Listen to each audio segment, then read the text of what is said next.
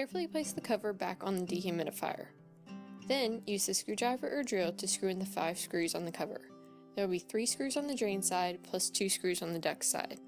After the screws are in place, close the cabinet door and secure it with the latch. Use the screwdriver or drill again to screw in the 2 safety screws located on the cabinet door, one on the left and one on the right.